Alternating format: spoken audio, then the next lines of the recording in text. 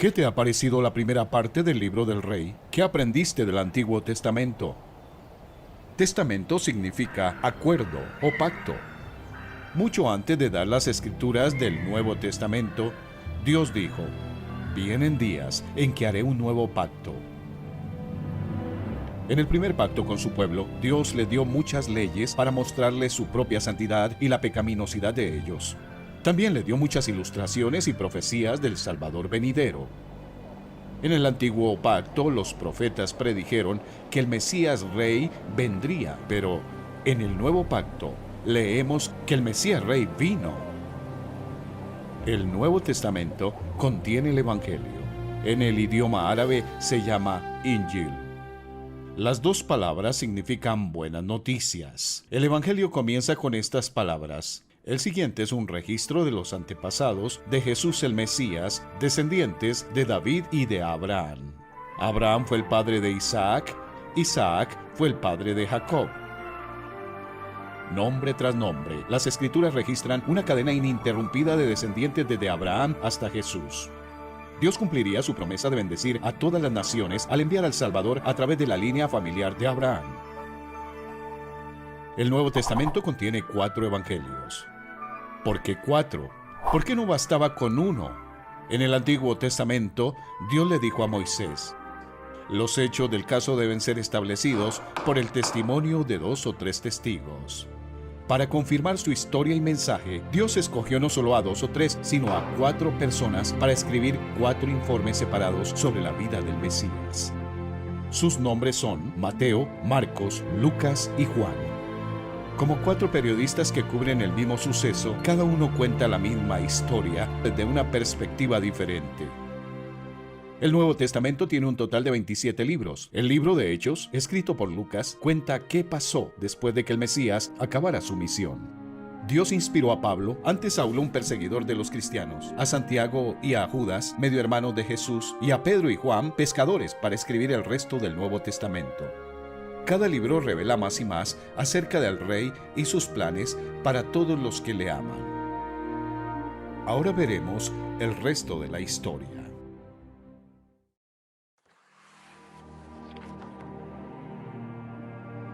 Había llegado la hora.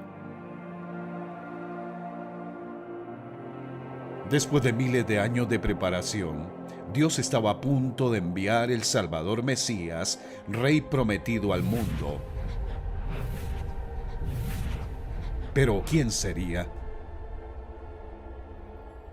¿Cómo vendría?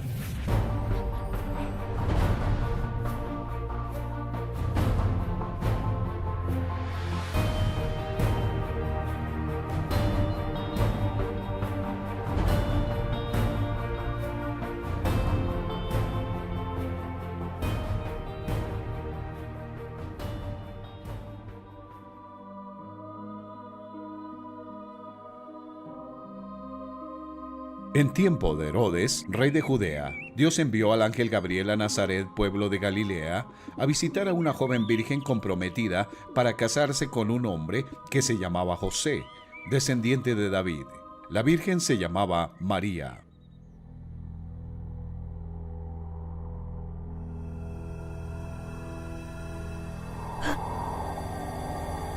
El ángel le dijo: no tengas miedo, María. Dios te ha concedido su favor.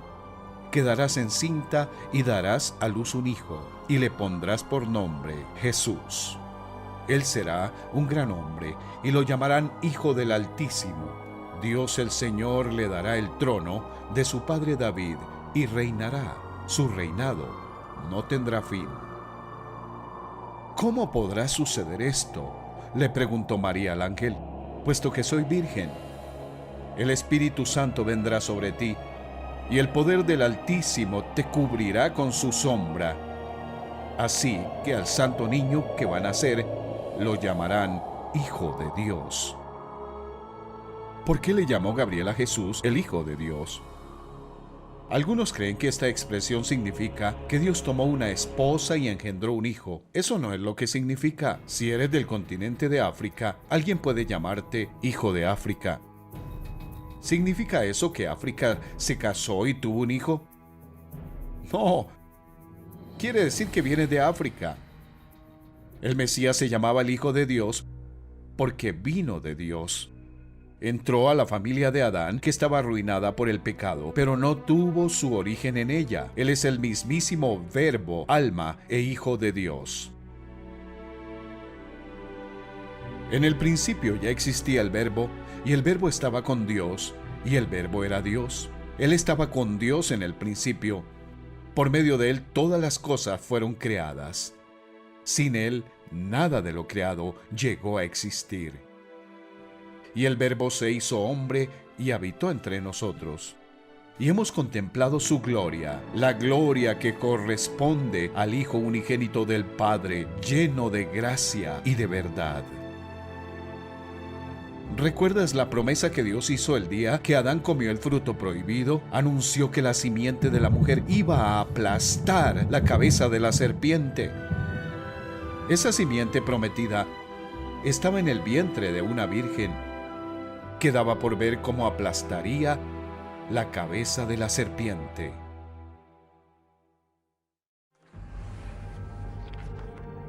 María había sido prometida en matrimonio a José, un carpintero que vivía en Nazaret, un pueblo en el norte de Palestina. Tanto María como José eran judíos que podían trazar su ascendencia hasta el rey David y hasta Abraham. José pudo ser príncipe heredero, pero Roma dominaba su país. Soldados romanos patrullaban las calles. Cualquier judío sospechoso de traición era arrestado y crucificado. Los cobradores de impuestos robaban al pueblo. La vida era amarga. Pero José estaba emocionado. Dentro de poco se casaría con María. Trabajaba para preparar un lugar donde vivir después de la boda. Pero un día recibió una noticia espantosa. María estaba embarazada. ¿Cómo crees que se sintió José? Aparentemente, María le había sido infiel. José estaba desconsolado, pero quería hacer lo correcto, así que decidió finalizar el noviazgo discretamente, porque no quería avergonzarla. Pero cuando él estaba considerando hacerlo, se le apareció en sueños un ángel del Señor y le dijo: José, hijo de David, no temas recibir a María por esposa, porque ella ha concebido por obra del Espíritu Santo. Dará a luz un hijo, y le pondrás por nombre Jesús, porque él salvará a su pueblo de sus pecados. Todo esto sucedió para que se cumpliera lo que el Señor había dicho por medio del profeta: la Virgen concebirá y dará a luz un hijo, y lo llamarán Emmanuel, que significa Dios con nosotros. La pena de José se convirtió en gozo. ¡Qué honor! María sería la madre del Mesías prometido, y él, José, sería el tutor legal del niño. El santo Mesías tendría una madre humana, pero no un padre humano. Su nombre sería Jesús, que significa el Señor salva, o simplemente Salvador. Cuando José despertó, hizo lo que el ángel de Dios le mandó. Recibió a María por esposa. Pero ella permaneció siendo virgen hasta que su hijo nació, y José le puso por nombre Jesús. La mano de Dios estaba en todo el asunto.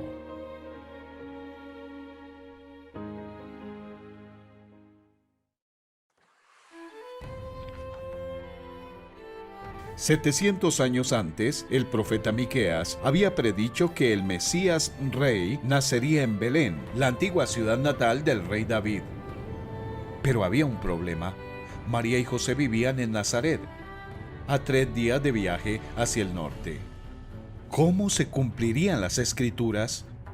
Dios lo tenía todo bajo control. Al acercarse el momento en el que María iba a dar a luz, el emperador romano Augusto César decretó que todos los súbditos del imperio regresaran a la ciudad de sus ancestros a registrarse para pagar impuestos. Así que José y María, en estado avanzado de embarazo, viajaron desde Nazaret a Belén.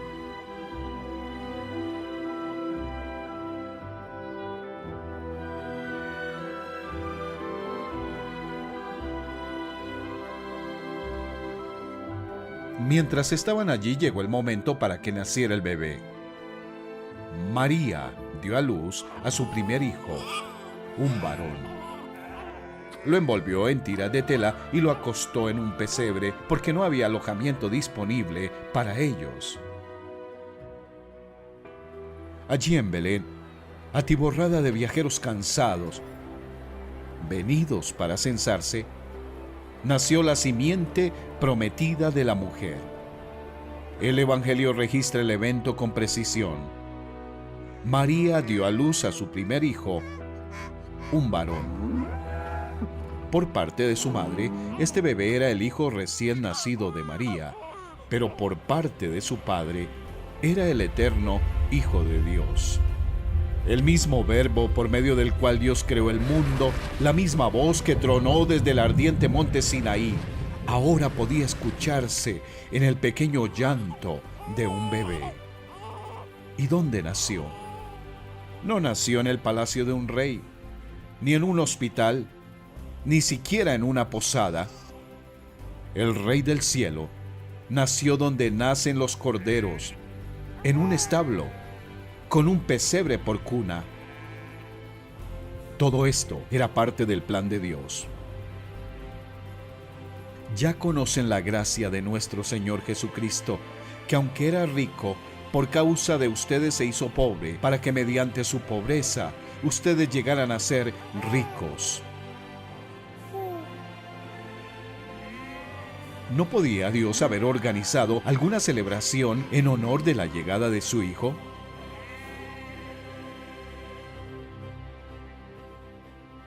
Lo hizo.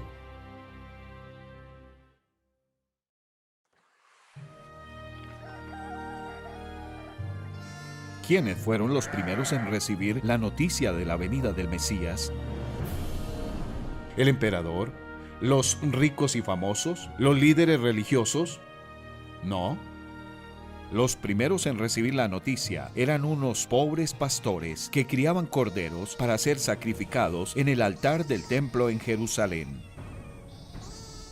En esa misma región habían pastores que pasaban la noche cuidando sus rebaños. Sucedió que un ángel del Señor se les apareció. La gloria del Señor los envolvió en su luz y se llenaron de temor. Pero el ángel les dijo: no tengan miedo. Miren que les traigo buenas noticias que serán motivo de mucha alegría para todo el pueblo. Hoy les ha nacido en la ciudad de David un Salvador que es Cristo el Señor. Esto les servirá de señal. Encontrarán a un niño envuelto en pañales y acostado en un pesebre. De repente apareció una multitud de ángeles del cielo que alababan a Dios y decían: Gloria a Dios en las alturas, y en la tierra paz a los que gozan de su buena voluntad.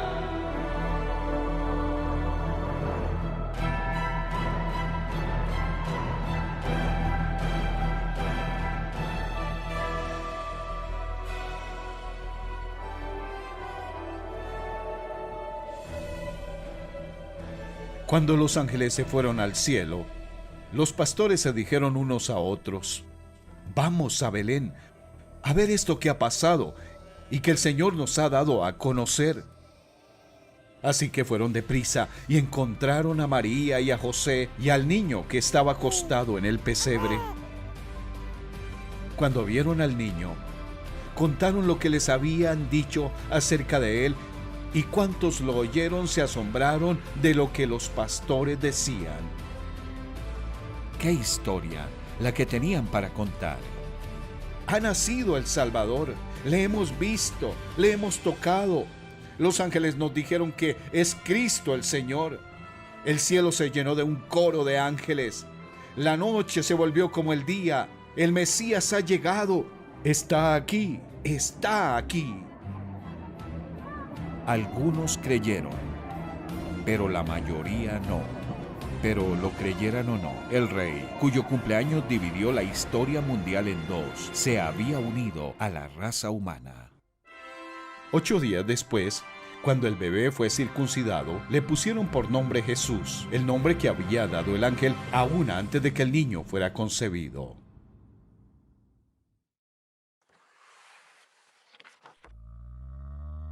Después del nacimiento de Jesús en el establo, José buscó un alojamiento apropiado para su pequeña familia. Un día, unos magos, hombres sabios que estudiaban las estrellas, llegaron a Jerusalén. Guiados por una estrella especial, estos hombres habían venido de la lejana Persia en busca del rey recién nacido. Estos hombres sabios tenían una sola pregunta y una sola misión. ¿Dónde está el que ha nacido, rey de los judíos?, preguntaron. Vimos levantarse su estrella y hemos venido a adorarlo. Cuando lo oyó el rey Herodes, se turbó, y toda Jerusalén con él. Así que convocó a todos los maestros de la ley y les preguntó dónde había de nacer el Cristo. En Belén de Judea, les respondieron, porque es lo que ha escrito el profeta. Luego Herodes llamó en secreto a los sabios y les dijo: vayan e infórmense bien de ese niño, y tan pronto como lo encuentren, avísenme, para que yo también vaya y lo adore. Después de oír al rey, siguieron su camino, y la estrella que habían visto levantarse iba delante de ellos hasta que se detuvo donde estaba el niño.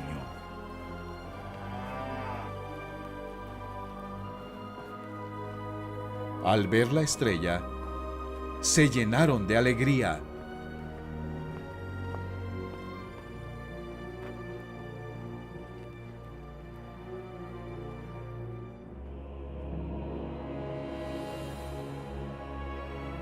Cuando llegaron a la casa, vieron al niño con María, su madre, y postrándose lo adoraron.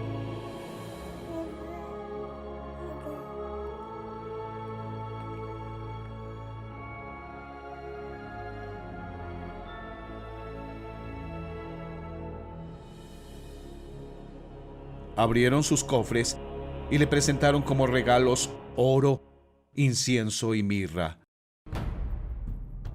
Entonces, advertidos en sueños de que no volvieran a Herodes, regresaron a su tierra por otro camino. Cuando ya se habían ido, un ángel del Señor se le apareció en sueños a José y le dijo: levántate, toma al niño y a su madre y huye a Egipto. Quédate allí hasta que yo te avise, porque Herodes va a buscar al niño para matarlo. Herodes intentó asesinar al niño. La gente de Jerusalén ignoró al niño. Pero los magos que habían cruzado un desierto abrasador para encontrarle, le adoraron y le hicieron regalos dignos de un rey: oro, incienso y una especia costosa para embalsamar a los muertos. ¿Por qué la especia para embalsamar? ¿Acaso sabían estos hombres sabios que Jesús había nacido para morir?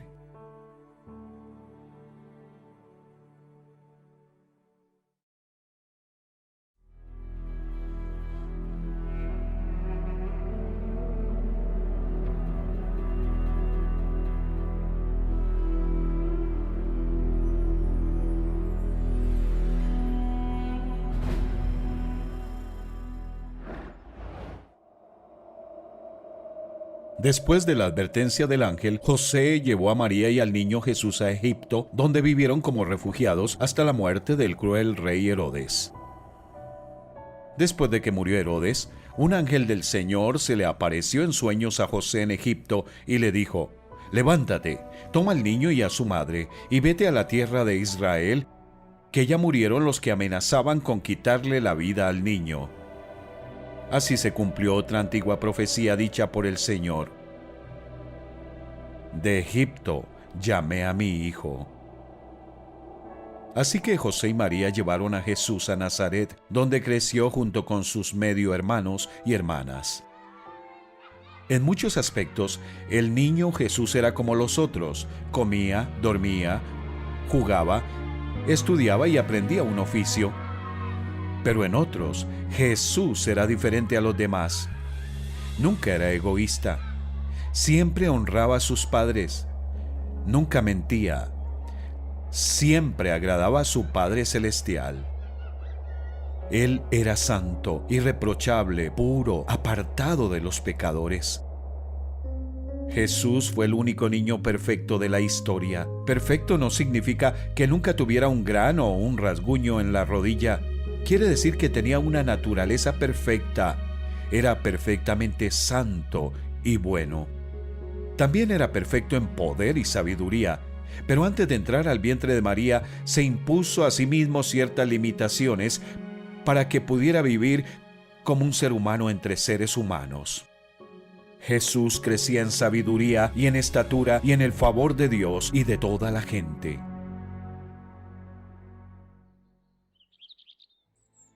Cuando Jesús tuvo 12 años, viajó con sus padres desde Nazaret hasta Jerusalén para la fiesta anual del sacrificio, conocida como la Pascua. Mientras que sus amigos de la infancia exploraban la gran ciudad, Jesús pasó la semana en el patio del templo, sentado entre los maestros, escuchándoles y haciendo preguntas. Todos los que lo oían quedaban asombrados de su entendimiento y de sus respuestas. El templo era el lugar donde se quemaban corderos sobre un altar por los pecados del pueblo. El niño Jesús comprendía lo que los eruditos ignoraban. Él había venido para ofrecer el último cordero.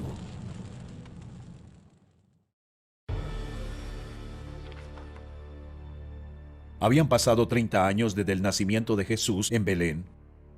Augusto César había muerto. Su hijastro Tiberio César reinaba sobre el Imperio Romano. Herodes Antipas gobernaba en Galilea. Poncio Pilato gobernaba en Judea. Y había un nuevo profeta que predicaba en Palestina. En aquellos días se presentó Juan el Bautista, predicando en el desierto de Judea. Decía: «Arrepiéntanse, porque el reino de los cielos está cerca». Juan era aquel de quien había escrito el profeta Isaías: «Voz de uno que grita en el desierto, preparen el camino para el Señor, háganle sendas derechas». La ropa de Juan estaba hecha de pelo de camello, llevaba puesto un cinturón de cuero y se alimentaba de langostas y miel silvestre. Aunque mucha gente de su época se vestía con seda fina y comía los mejores manjares, Juan vivía con sencillez. Era un hombre en misión. Juan era el precursor del rey. Cientos de años antes, dos profetas, Isaías y Malaquías, escribieron sobre un profeta futuro que anunciaría la llegada del Mesías Rey. Juan era ese profeta. Mientras que los profetas anteriores habían profetizado: «En el momento preciso el Salvador prometido vendrá a la tierra», Juan predicaba: «El momento ha llegado, el Salvador está aquí». Multitudes acudían al desierto para escuchar a Juan. Los que confesaban su condición como pecadores que necesitaban al Salvador se bautizaban en el río Jordán. De esta forma mostraban su fe en el Mesías, que lavaría su gran deuda de pecado y les vestiría con justicia. Día tras día, semana tras semana, Juan hablaba a la gente acerca del tan esperado Salvador del cielo, a quien ni siquiera merezco llevarle las sandalias. Él los bautizará con el Espíritu Santo y con fuego. Entonces un día, el Salvador llegó por la colina, en medio de la multitud, y bajó hasta donde Juan estaba bautizando. Juan señaló a Jesús y dijo: «Aquí tienen al Cordero de Dios, que quita el pecado del mundo». ¿Por qué le llamó Juan a Jesús el Cordero de Dios? Si sabes por qué, sabes cuál era la misión del Rey.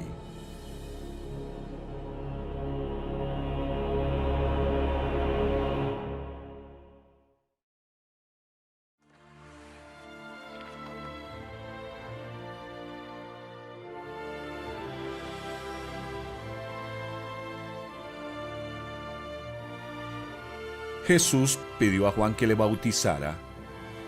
Juan protestó porque el Mesías Rey que había venido del cielo no necesitaba arrepentirse.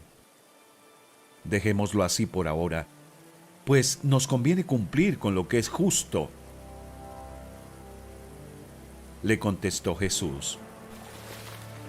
Así que Juan bautizó a Jesús. Al bautizarse, Jesús mostró que pertenecía a la familia humana que había venido a rescatar. Tan pronto como Jesús fue bautizado, subió del agua.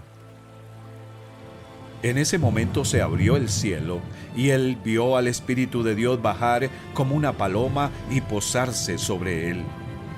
Y una voz del cielo decía: «Este es mi Hijo amado. Estoy muy complacido con él». Como en el primer día de la creación, la compleja unidad de Dios se manifiesta de nuevo. Así como Dios, su Espíritu y su palabra, Verbo, trabajaron como uno para crear el mundo, ahora obrarían como uno para salvarlo. Vemos al Espíritu de Dios, que en el principio iba y venía sobre la superficie de las aguas, descender sobre Jesús. Observamos al Hijo de Dios, la palabra o el Verbo que creó el mundo, emerger del río. Oímos al Padre hablar desde el cielo. Durante los últimos 30 años, Jesús había vivido lejos del ojo público, pero su Padre en el cielo había observado cada pensamiento, palabra y acción. ¿Y cuál fue su veredicto sobre la vida de su Hijo? Estoy muy complacido con él. En toda la historia humana, Jesús es el único que hizo todo lo que Dios exige, todo, siempre, perfectamente. Jesús hizo lo que Adán no logró hacer, reflejar la imagen de Dios, pero hizo más que reflejar. Jesús era su imagen. Dios, que muchas veces y de varias maneras habló a nuestros antepasados en otras épocas por medio de los profetas, en estos días finales nos ha hablado por medio de su Hijo. A éste lo designó heredero de todo y por medio de él hizo el universo. El Hijo es el resplandor de la gloria de Dios, la fiel imagen de lo que Él es, y el que sostiene todas las cosas con su palabra poderosa. Con razón, Jesús dijo después: «El Padre y yo somos uno». Jesús es el Hijo perfecto.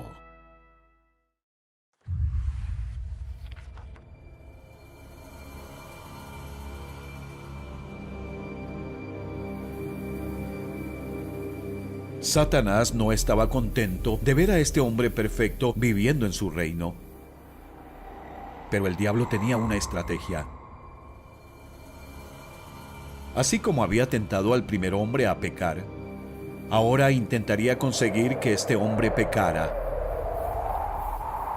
Satanás quería poner a Jesús bajo su control, así como hizo con Adán. Si el Hijo de Dios podía ser tentado a pecar, no estaría capacitado para salvar a su pueblo de sus pecados. Luego el Espíritu llevó a Jesús al desierto para que el diablo lo sometiera a tentación. Después de ayunar 40 días y 40 noches, tuvo hambre.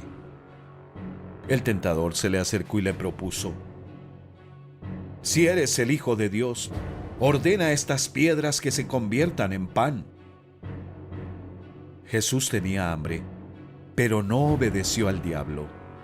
No actuaría fuera de la voluntad de su Padre, ni usaría su poder infinito para satisfacer sus deseos humanos.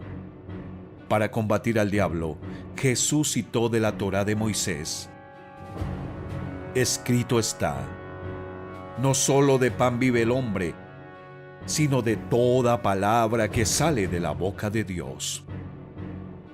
En su orgullo estúpido, el diablo intentó otra vez tentar al santo.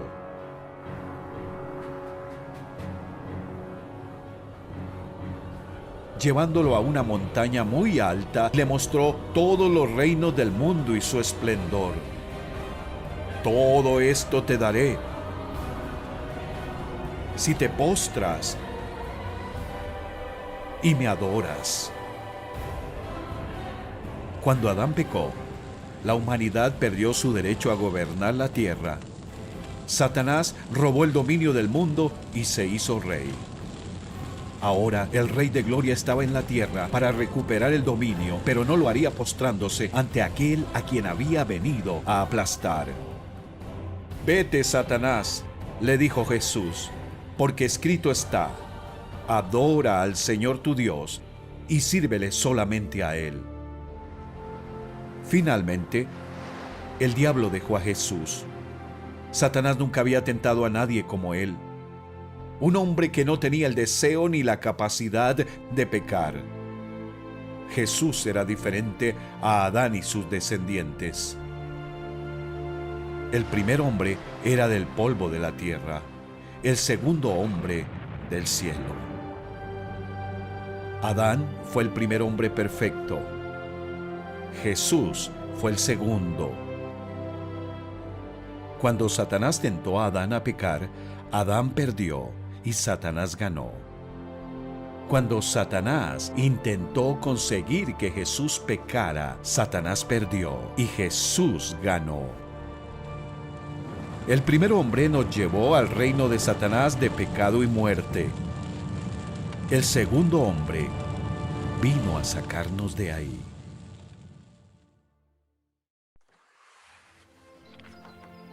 Después de los intentos inútiles de Satanás por hacer que Jesús pecara, Jesús regresó a Nazaret, donde había crecido y trabajado como carpintero. Un sábado entró en la sinagoga como era su costumbre.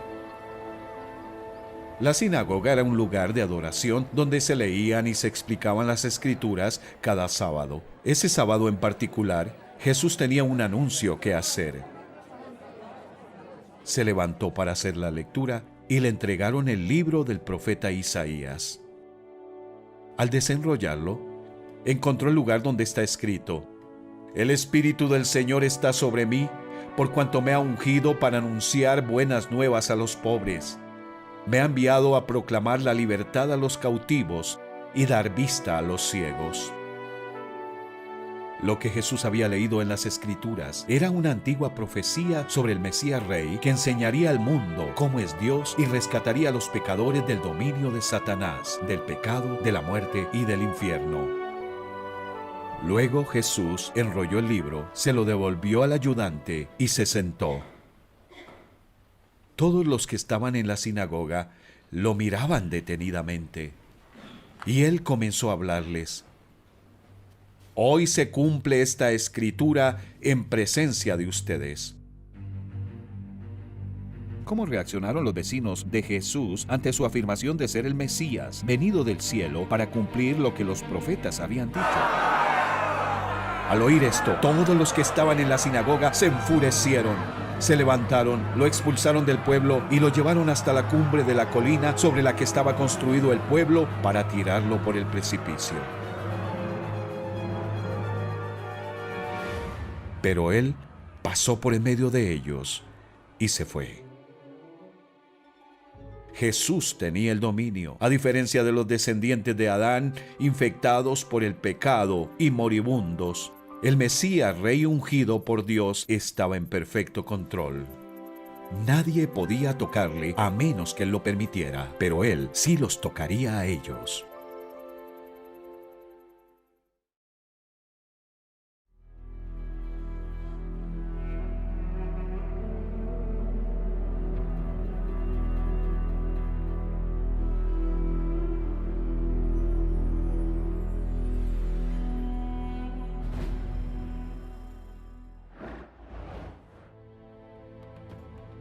En las escrituras de los profetas, uno de los títulos del Mesías es el brazo del Señor. Los milagros de Jesús mostraban que era el brazo de Dios en la tierra. Con un toque de su mano o una palabra de su boca, los enfermos y moribundos sanaban al instante. Se le acercaron grandes multitudes que llevaban cojos, ciegos, lisiados, mudos y muchos enfermos más, y los pusieron a sus pies, y él los sanó. Las palabras de los profetas se estaban cumpliendo. Los ciegos ven, los cojos andan, los que tienen lepra son sanados, los sordos oyen, los muertos resucitan, y a los pobres se les anuncian las buenas nuevas. No había enfermedad que Jesús no pudiera curar. Un hombre que tenía lepra se le acercó y de rodilla le suplicó: «Si quieres, puedes limpiarme». Movido a compasión, Jesús extendió la mano y tocó al hombre diciéndole: «Sí, quiero. Queda limpio». Al instante se le quitó la lepra y quedó sano. Al ponerse el sol, se llevó a Jesús todos los que padecían de diversas enfermedades. Él puso las manos sobre cada uno de ellos y los sanó.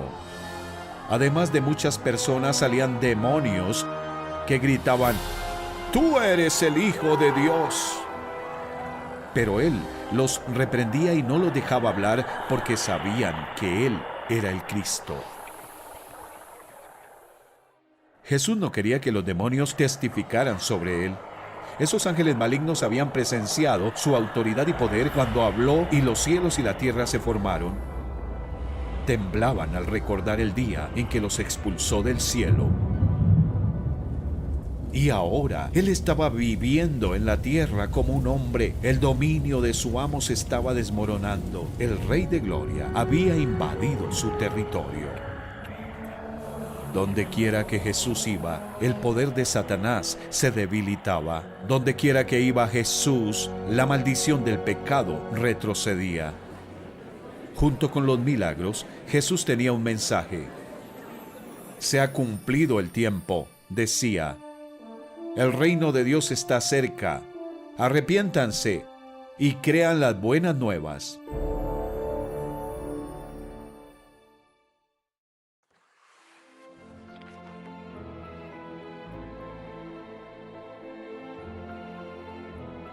Jesús seleccionó a 12 hombres para viajar con él y aprender de él. También le seguían muchas mujeres. Ellas apoyaban a Jesús y a sus discípulos con alimentos y dinero. A los que creían en él, su llamado era sencillo: sígueme. Pero su llamado también era costoso. El que quiere a su padre o a su madre más que a mí, no es digno de mí. El que quiere a su hijo o a su hija más que a mí, no es digno de mí. Dado que varios de sus discípulos eran pescadores, Jesús a menudo pasaba el día junto al mar de Galilea. La gente acudía a él de todas partes. Comenzó Jesús a enseñar a la orilla del lago. La multitud que se reunió para verlo era tan grande que él subió y se sentó en una barca que estaba en el lago, mientras toda la gente se quedaba en la playa. Después de pasar el día enseñando, Jesús les dijo a sus discípulos: «Crucemos al otro lado».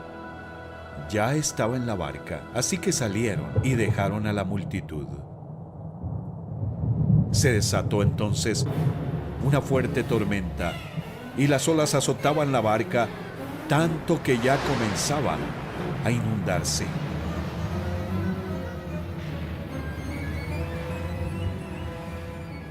Jesús, mientras tanto, estaba en la popa, durmiendo sobre un cabezal.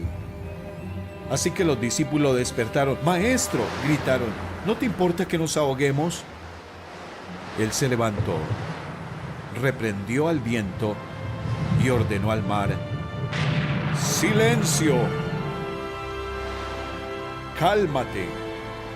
El viento se calmó y todo quedó completamente tranquilo. «¿Por qué tienen tanto miedo?», dijo a sus discípulos. «¿Todavía no tienen fe?». Ellos estaban espantados y se decían unos a otros: ¿quién es este que hasta el viento y el mar le obedecen? ¿Quién es este? 1000 años antes el profeta David ya había respondido a esa pregunta. Como ebrios, tropezaban, se tambaleaban, en su angustia clamaron al Señor y Él los sacó de su aflicción. Cambió la tempestad en suave brisa, se sosegaron las olas del mar. ¿Quién puede calmar el viento y las olas simplemente al hablarles? La misma voz que los creó.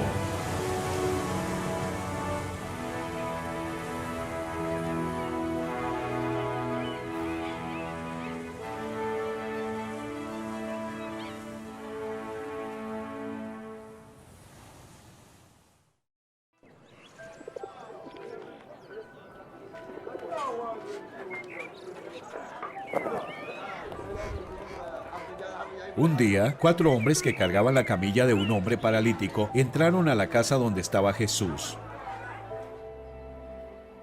Intentaron abrirse paso a empujones, pero el lugar estaba tan atiborrado de gente que no pudieron entrar. Así que subieron al tejado, quitaron unas tejas y bajaron la camilla a la habitación justo delante de Jesús. Al ver Jesús la fe de ellos, le dijo al paralítico: Hijo, tus pecados quedan perdonados. Jesús sabía que la mayor necesidad de este hombre no era volver a andar, sino recibir perdón por sus pecados. Algunos de los maestros de la ley religiosa que estaban allí sentados pensaron: ¿qué es lo que dice? Es una blasfemia. Solo Dios puede perdonar pecados. En ese mismo instante, Jesús supo lo que pensaban, así que les preguntó: ¿por qué cuestionan eso en su corazón? ¿Qué es más fácil decirle al paralítico: tus pecados son perdonados? O ponte de pie, toma tu camilla y camina. Así que les demostraré que el Hijo del Hombre tiene autoridad en la tierra para perdonar pecados. Entonces Jesús miró al paralítico y dijo: ponte de pie, toma tu camilla y vete a tu casa. Y el hombre se levantó de un salto, tomó su camilla y salió caminando entre los espectadores, que habían quedado atónitos. Todos estaban asombrados y alababan a Dios exclamando: jamás hemos visto algo así. Los maestros de la ley estaban cegados por su religión y su orgullo. Sus pensamientos discurrían algo así: Jesús, eres un blasfemo. Insultas a Dios porque afirmas que puedes perdonar los pecados. Sin embargo, solo Dios puede hacer eso. Tenían razón al pensar que solo Dios podía perdonar los pecados, pero se habían equivocado en sus conclusiones respecto a quién era Jesús. ¿Quién crees tú que es Jesús? ¿Te acuerdas del significado de su nombre? El Señor salva. En un pueblo palestino donde Jesús enseñó, la gente llegó a esta conclusión: ahora lo hemos oído nosotros mismos y sabemos que verdaderamente este es el Salvador del mundo.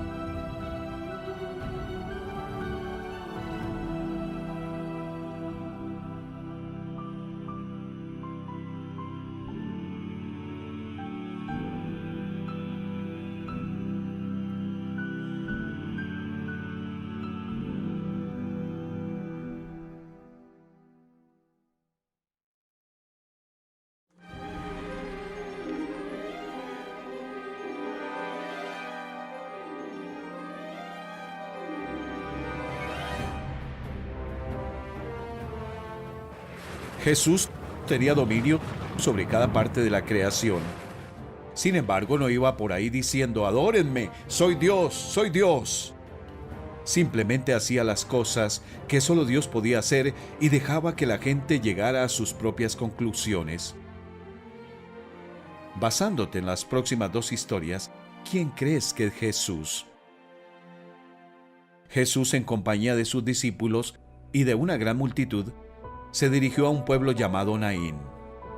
Cuando ya se acercaba a las puertas del pueblo, vio que sacaban de allí a un muerto, hijo único de madre viuda. La acompañaba un grupo grande de la población. Al verla, el Señor se compadeció de ella y le dijo: «No llores». Entonces se acercó y tocó el féretro. Los que lo llevaban se detuvieron, y Jesús dijo: «Joven, te ordeno que te levantes». El muerto se incorporó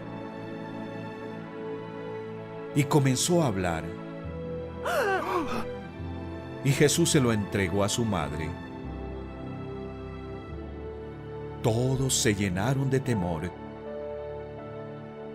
y alababan a Dios.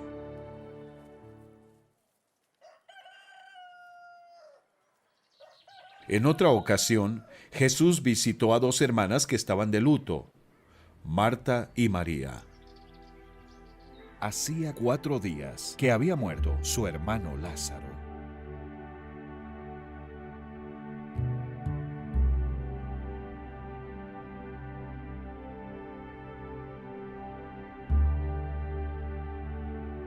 «Señor», le dijo Marta a Jesús, «si hubieras estado aquí, mi hermano no habría muerto».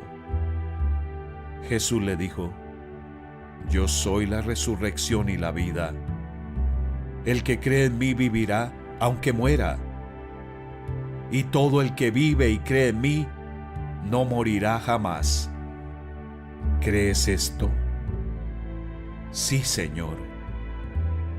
Yo creo que tú eres el Cristo, el Hijo de Dios, el que había de venir al mundo». Jesús se acercó al sepulcro. Era una cueva cuya entrada estaba tapada con una piedra. «Quiten la piedra», ordenó Jesús. Marta, la hermana del difunto, objetó: «Señor, ya debe oler mal, pues lleva 4 días allí». «¿No te dije que si crees, verás la gloria de Dios?», le contestó Jesús. Entonces quitaron la piedra.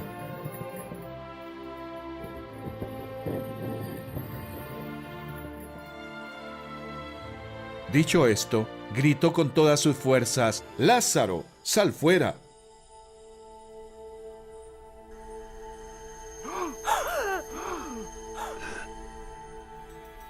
El muerto salió, con vendas en las manos y en los pies, y el rostro cubierto con un sudario. «Quítenle las vendas y dejen que se vaya», les dijo Jesús.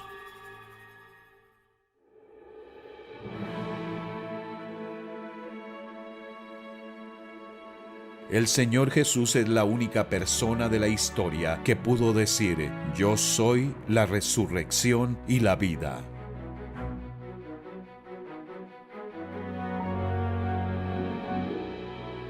Sus obras prueban que sus palabras eran ciertas.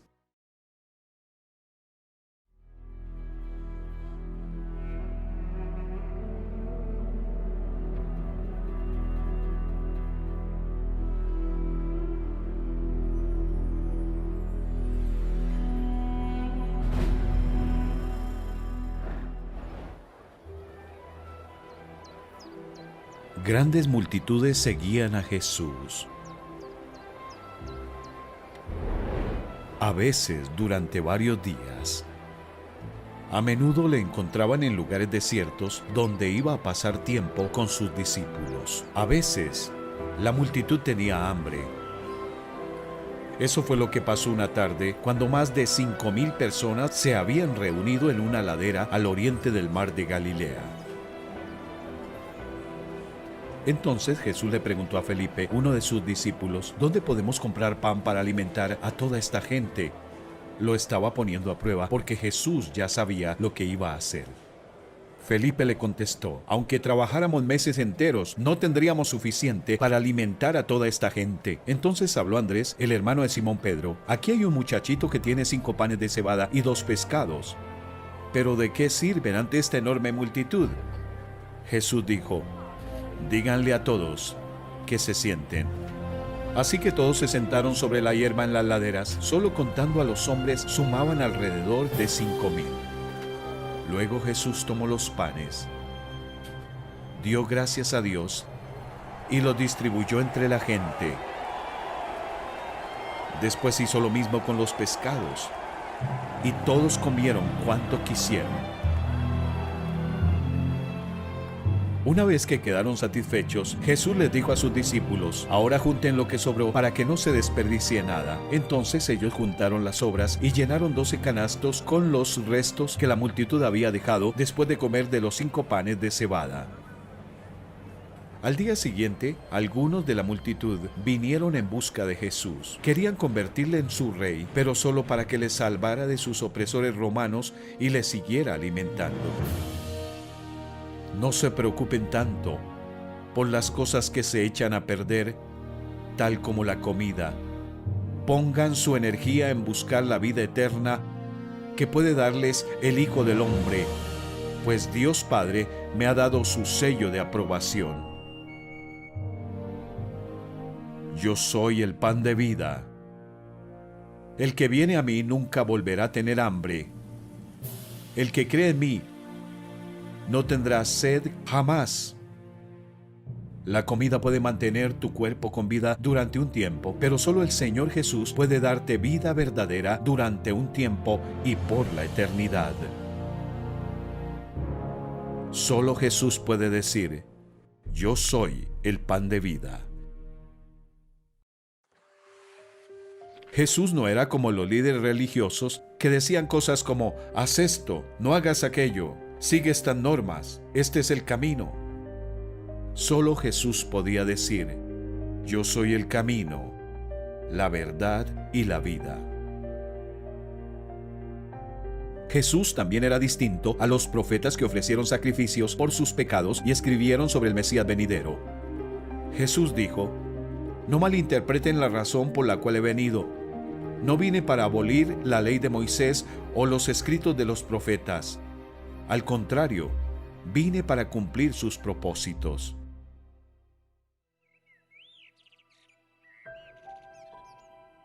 A menudo Jesús enseñaba a sus discípulos cómo debían vivir los ciudadanos del reino de los cielos para reflejar el carácter y la gloria de su Rey. Han oído la ley que dice: ama a tu prójimo y odia a tu enemigo. Pero yo digo: ama a tus enemigos, ora por los que te persiguen. Cuando ores, no hagas como los hipócritas a quienes les encanta orar en público, donde todos pueden verlos. Pero tú, cuando ores, apártate a solas, cierra la puerta detrás de ti y ora a tu Padre en privado. Ora de la siguiente manera: Padre nuestro que estás en el cielo, que sea siempre santo tu nombre, que tu reino venga pronto, que se cumpla tu voluntad en la tierra como se cumple en el cielo. Danos hoy el alimento que necesitamos. Así que no se preocupen por todo eso diciendo: ¿qué comeremos? ¿Qué beberemos? ¿Qué ropa nos pondremos? Esas cosas dominan el pensamiento de los incrédulos, pero su Padre Celestial ya conoce todas sus necesidades. Busquen el reino de Dios por encima de todo lo demás y lleven una vida justa, y Él les dará todo lo que necesiten. Ten cuidado de los falsos profetas que vienen disfrazados de ovejas inofensivas, pero en realidad son lobos feroces. Todo el que escucha mi enseñanza y la sigue es sabio, como la persona que construye su casa sobre una roca sólida. Aunque llueva a cántaros y suban las aguas de la inundación, y los vientos golpeen contra esa casa,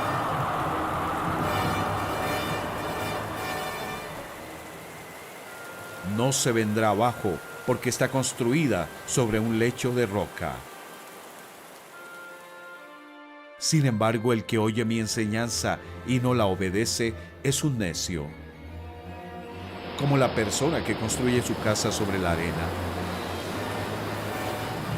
Cuando vengan las lluvias y lleguen las inundaciones y los vientos golpeen contra esa casa,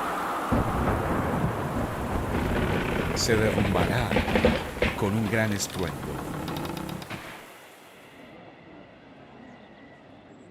Nadie habló jamás como el Maestro del cielo.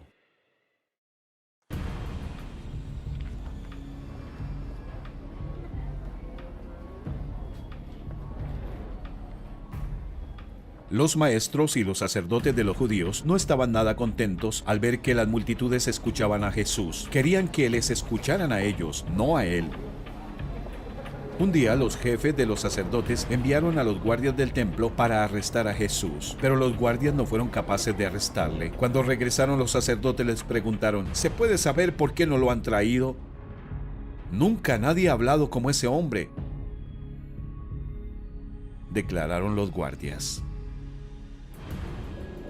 Ni siquiera los profetas habían hablado como Jesús.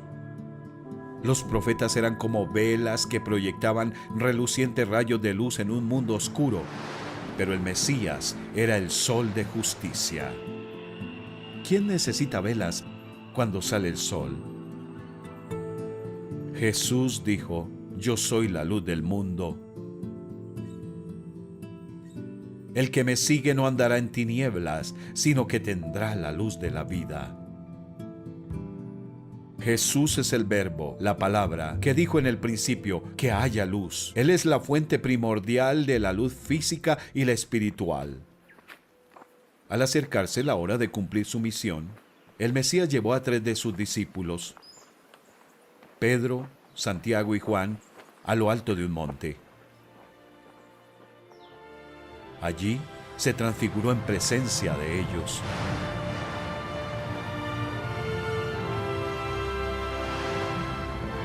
Su rostro resplandeció como el sol, y su ropa se volvió blanca como la luz.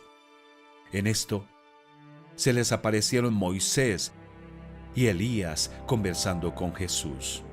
Mientras estaban aún hablando, apareció una nube luminosa que los envolvió, de la cual salió una voz que dijo: este es mi Hijo amado, estoy muy complacido con él, escúchenlo.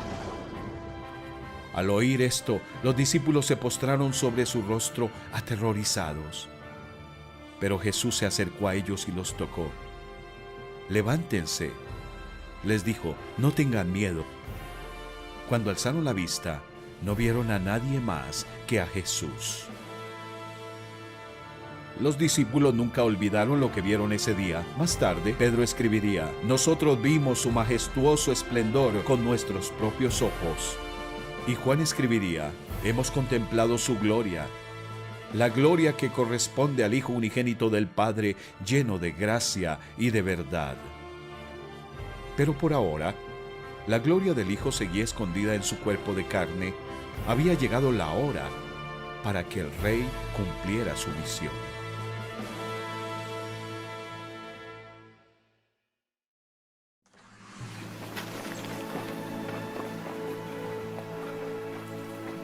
Durante 3 años, el Señor Jesús había estado viajando por Palestina, haciendo el bien y sanando a todos los que estaban oprimidos por el diablo.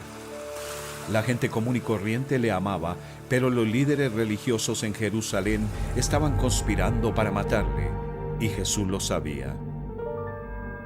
Cuando se acercaba el tiempo de ascender al cielo, Jesús salió con determinación hacia Jerusalén. Si tú supieras que un grupo de hombres malvados en una ciudad distante planea capturarte, torturarte y matarte, ¿irías allí? Eso fue lo que hizo Jesús. Desde entonces comenzó Jesús a advertir a sus discípulos que tenía que ir a Jerusalén y sufrir muchas cosas a manos de los ancianos, de los jefes de los sacerdotes y de los maestros de la ley, y que era necesario que lo mataran y que al tercer día resucitara.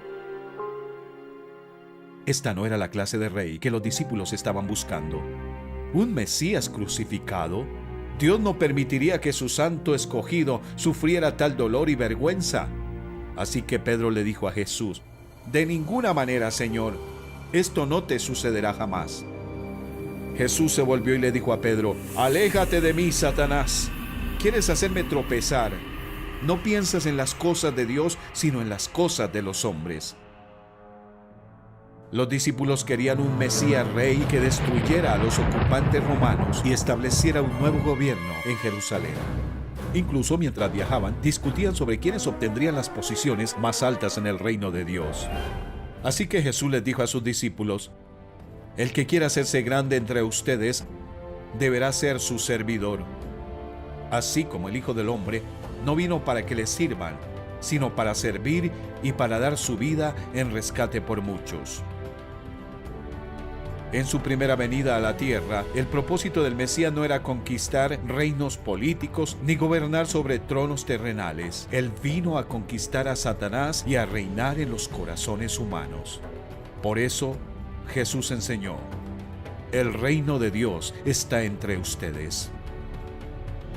Pero antes de que el Rey del Cielo pudiera reinar en los corazones, y más adelante sobre el mundo entero, debía pagar la deuda de pecado del mundo y de derrotar a la muerte. Esa era su misión.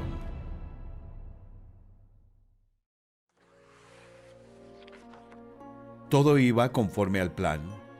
Al acercarse a Jerusalén, el Señor envió a 2 de sus discípulos a hacer un recado. Vayan a la aldea que está enfrente y al entrar en ella, encontrarán atado a un burrito en el que nadie se ha montado. Desátenlo y tráiganlo acá. Y si alguien les pregunta por qué lo desatan, díganle: el Señor lo necesita. Fueron y lo encontraron tal como Él les había dicho. Cuando estaban desatando el burrito, los dueños les preguntaron: ¿por qué desatan el burrito? El Señor lo necesita, contestaron. Se lo llevaron, pues, a Jesús. Luego pusieron sus mantos encima del burrito y ayudaron a Jesús a montarse. A medida que avanzaba, la gente tendía sus mantos sobre el camino. Al acercarse él a la bajada del Monte de los Olivos, todos los discípulos se entusiasmaron y comenzaron a alabar a Dios por tantos milagros que habían visto. Gritaban: bendito el Rey que viene en el nombre del Señor. Paz en el cielo y gloria en las alturas. Algunos de los fariseos que estaban entre la gente le reclamaron a Jesús: Maestro, reprende a tus discípulos. Pero él respondió: les aseguro que si ellos se callan, gritarán las piedras. ¡Qué rey tan diferente! El Mesías Rey no asaltó la capital con el sonido de trompetas y un ejército poderoso. No entró cabalgando sobre un corcel de guerra. Entró montado sobre un humilde burro, joven e indomado, que normalmente hubiera dado coces y brincos. Un animal con la marca distintiva de una cruz sobre su espalda y hombros. Y más importante aún, el único que podía cumplir lo que el profeta Zacarías había escrito 500 años antes. Grita de alegría, hija de Jerusalén. Mira, tu rey viene hacia ti, justo, salvador y humilde. Viene montado en un asno, en un pollino, cría de asna. ¿Por qué no montó el Mesías Rey un poderoso caballo de guerra al entrar a Jerusalén? Porque no había venido para salvar al pueblo de sus opresores romanos. Había venido para salvar a su pueblo de sus pecados.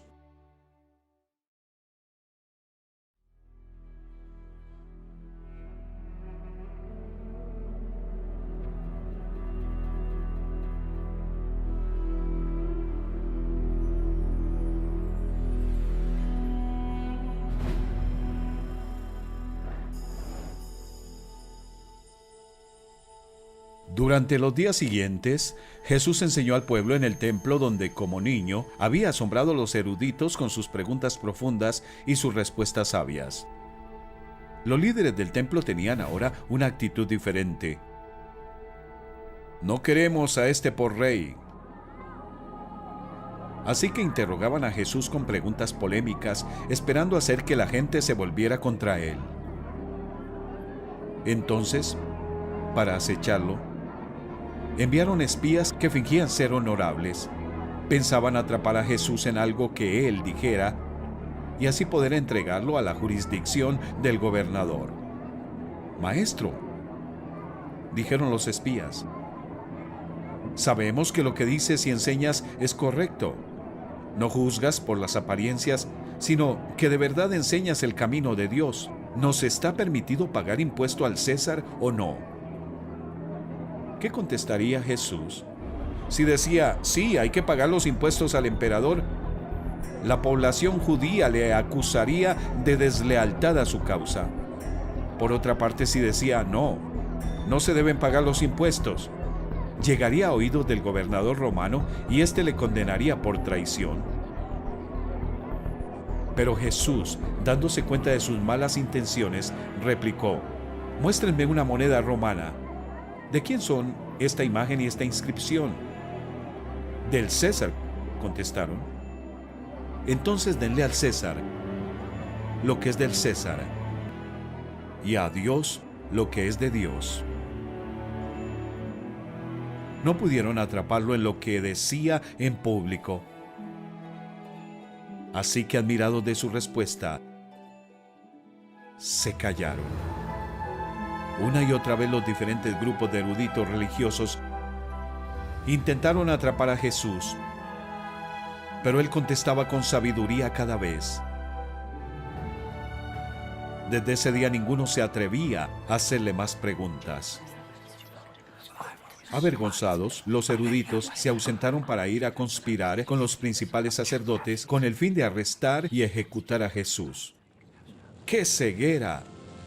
Aquellos sacerdotes responsables de ofrecer sacrificios sobre el altar del templo no tenían ni idea de que el hombre al que querían matar era aquel a quien esos sacrificios representaban.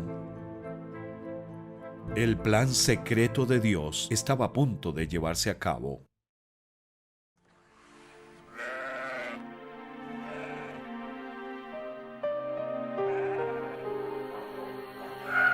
Era la víspera de la fiesta anual del sacrificio, llamada la Pascua.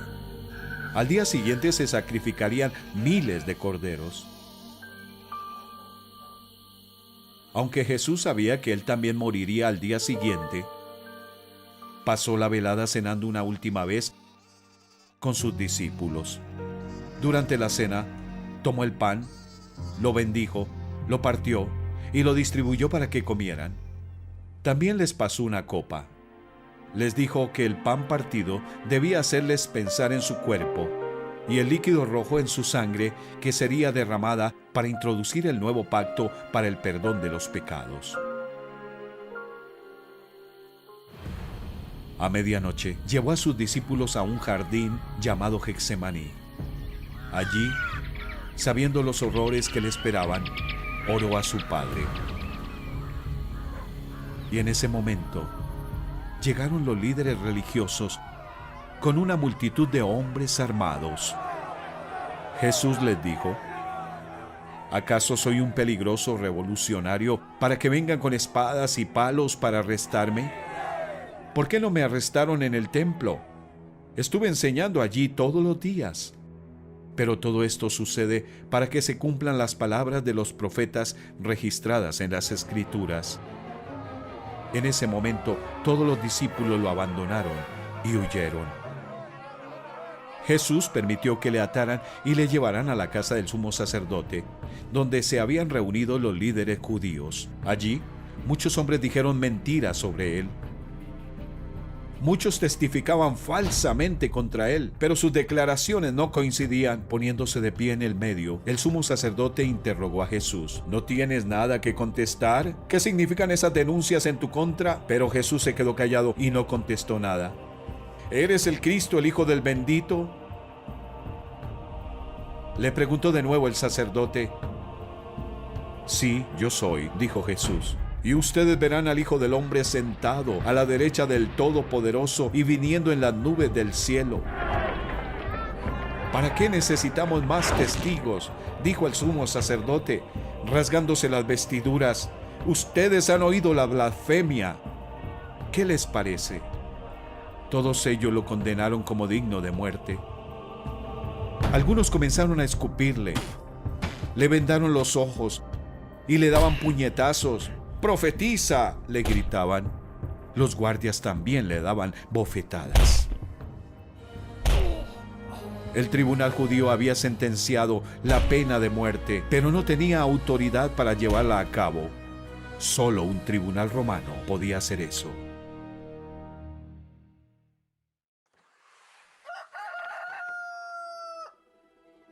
Era temprano en la mañana cuando los líderes religiosos y una multitud creciente llevaron a Jesús desde la casa del sumo sacerdote hasta el palacio del gobernador romano Poncio Pilato. Los líderes religiosos querían que Pilato ejecutara a Jesús. Comenzaron a presentar su caso. Este hombre ha estado llevando al pueblo por mal camino al decirle que no paguen los impuestos al gobierno romano y al afirmar que él es el Mesías, un rey.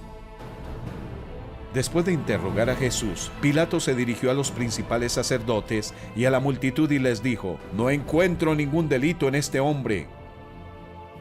No te lo habríamos entregado si no fuera un criminal», replicaron. Entonces Pilato volvió a entrar en su residencia y pidió que le trajeran a Jesús. «¿Eres tú el rey de los judíos?», le preguntó. «¿Qué has hecho?». Jesús contestó: «Mi reino no es un reino terrenal. Si lo fuera, mis seguidores lucharían para impedir que yo sea entregado a los líderes judíos. Pero mi reino no es de este mundo». Pilato le dijo: «¿Entonces eres un rey?». «Tú dices que soy un rey», contestó Jesús. «En realidad, yo nací y vine al mundo para dar testimonio de la verdad. Todos los que aman la verdad reconocen que lo que digo es cierto».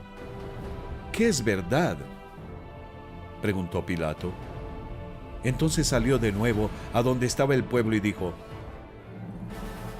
«Este hombre no es culpable de ningún delito». Pero la multitud seguía gritando: «¡Crucifícalo! ¡Crucifícalo!».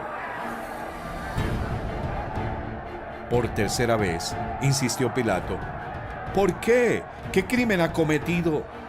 No encuentro ninguna razón para condenarlo a muerte. Lo haré azotar y luego lo soltaré». Pero la turba gritó cada vez más fuerte, exigiendo que Jesús fuera crucificado, y sus voces prevalecieron. Pilato sabía que Jesús era inocente, pero por temor a los líderes religiosos y su multitud, condenó a muerte a Jesús.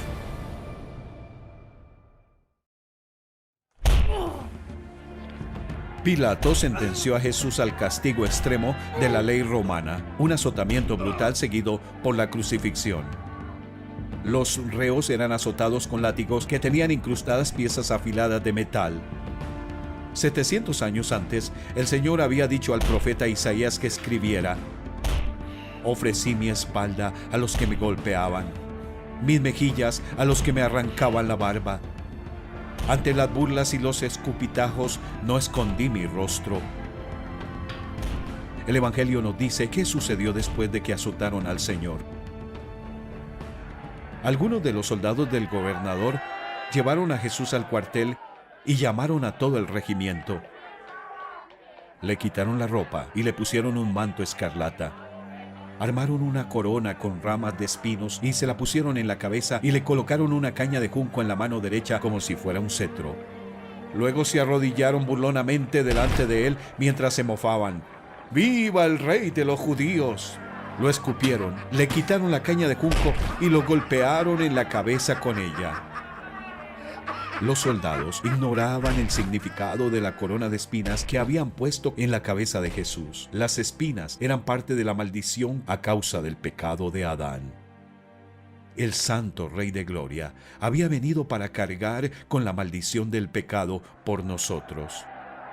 Después de burlarse de él, le quitaron el manto, le pusieron su propia ropa y se lo llevaron para crucificarlo.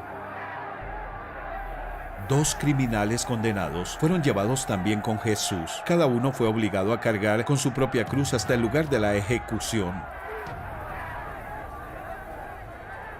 A mitad de camino del macabro desfile, los soldados romanos obligaron a un hombre del norte de África a llevar la cruz de Jesús.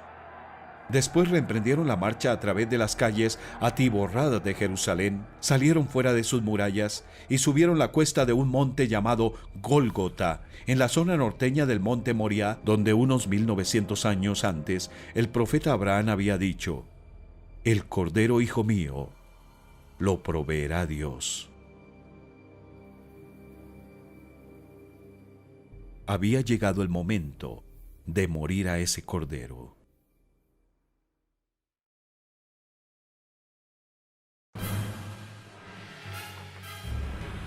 La crucifixión es el método más horrendo de ejecución auspiciado por el Estado que jamás se ha concebido.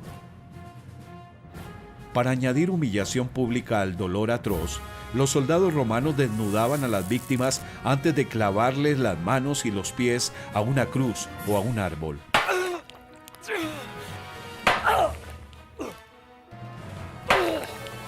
Cuando llegaron al lugar llamado La Calavera, lo crucificaron allí, junto con los criminales, uno a su derecha y otro a su izquierda. «Padre», dijo Jesús, «perdónalos, porque no saben lo que hacen». Mientras tanto, echaban suertes para repartirse entre sí la ropa de Jesús. La gente por su parte se quedó allí observando, y aún los gobernantes estaban burlándose de él. «Salvó a otros», decían, «que se salve a sí mismo si es el Cristo de Dios el escogido».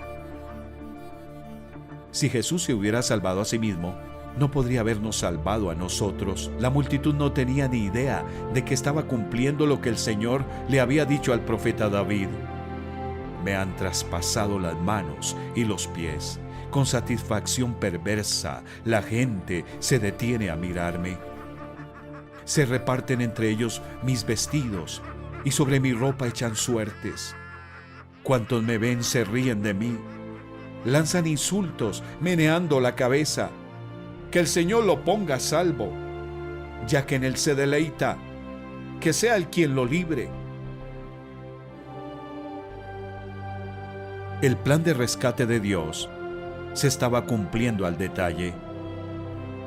Sobre el mismo monte donde el profeta Abraham había dicho: «El cordero lo proveerá Dios», y el Señor proveerá, Dios había provisto su propio cordero, Jesús.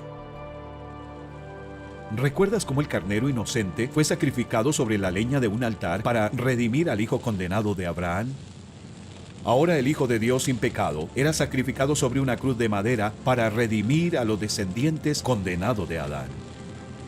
Dios perdonó al hijo de Abraham, pero no se guardó ni a su propio hijo, sino que lo entregó por todos nosotros. Porque tanto amó Dios al mundo, que dio a su Hijo unigénito, para que todo el que cree en él no se pierda, sino que tenga vida eterna. Dios pagó un rescate para salvarlos de la vida vacía que heredaron de sus antepasados. Y el rescate que Él pagó no consistió simplemente en oro o plata, sino que fue la preciosa sangre de Cristo, el Cordero de Dios, que no tiene pecado ni mancha. Esto muestra cuánto vales para Dios.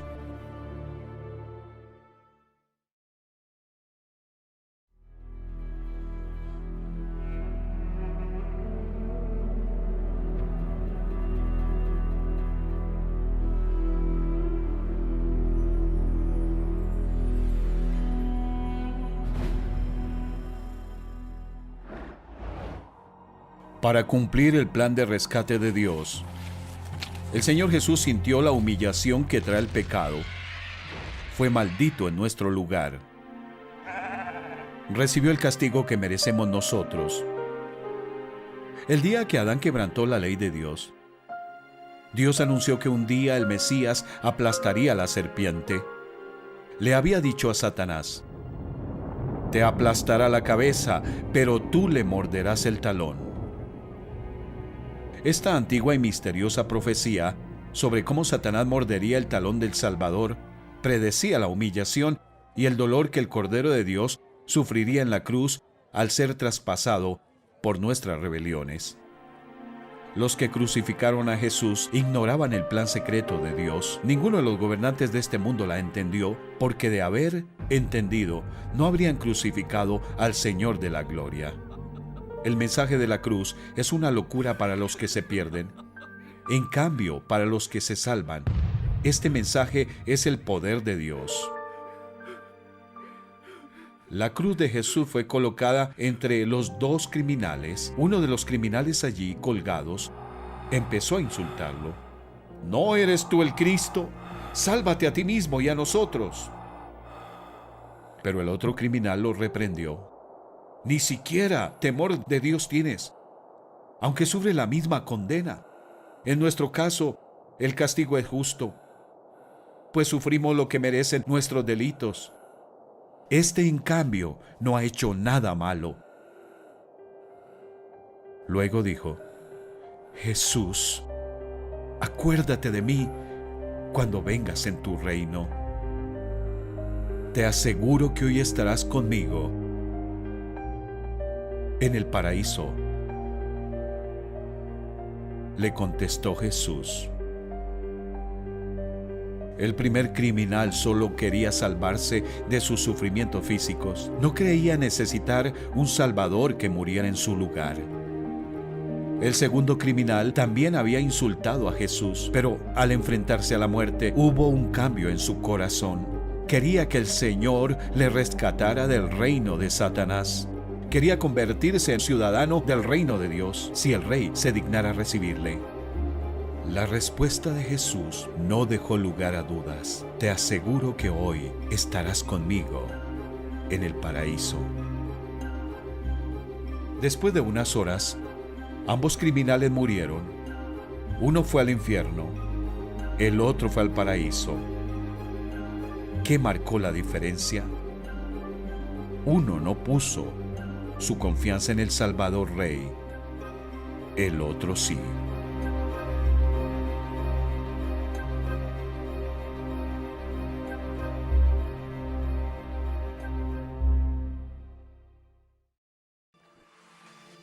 Es mediodía. Jesús lleva 3 horas en la cruz. Llegan nubes oscuras y el día se vuelve como la noche. Los espectadores aterrados se dispersan. Un silencio inquebrantable cubre el monte.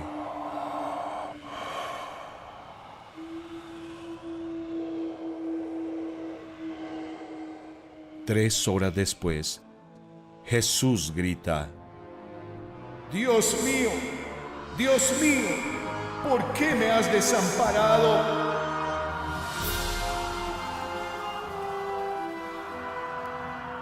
Sobre el altar de la cruz, el eterno Hijo de Dios sintió el horror de ser separado del Dios del cielo. Durante esas horas de oscuridad, escondido de los ojos de los hombres, Dios tomó todos nuestros pecados y los cargó sobre su Hijo Santo. Jesús se convirtió en el sacrificio final por el pecado, ya que los pecados pasados, presentes y futuros del mundo se cargaron sobre Jesús. Dios en el cielo tuvo que apartar la mirada porque sus ojos son tan puros que no puede ver el mal. Durante 3 largas horas, la ira de Dios contra el pecado ardió sobre su propio holocausto. Como un cordero sacrificado sobre un altar, el Cordero de Dios quedó colgado en la cruz entre el cielo y la tierra, entre Dios y el hombre. Aquel que es infinito soportó nuestro infierno en el tiempo para que no tuviéramos que soportarlo en la eternidad. Y entonces terminó, sabiendo que había llevado el castigo que merecían los pecadores y que había cumplido las profecías del Antiguo Testamento. Jesús dijo: todo se ha cumplido. Luego inclinó la cabeza y entregó el Espíritu. En ese momento la cortina del santuario del templo se rasgó en 2. De arriba a abajo, la tierra tembló y se partieron las rocas. Durante siglos se habían sacrificado y quemado corderos sobre el altar del templo. Cuando murió Jesús, Dios abrió de par en par la cortina que escondía la habitación donde se rociaba la sangre cada año para cubrir el pecado. Al romper la cortina, Dios estaba anunciando: todo se ha cumplido, la deuda de pecado se ha pagado completamente. Mi Cordero ha derramado su sangre santa por el pecado del mundo. Ya no aceptaré más sangre animal por los pecados. Mi Hijo amado es el sacrificio final. Para todos los que creen en Él, la puerta del cielo está abierta de par en par.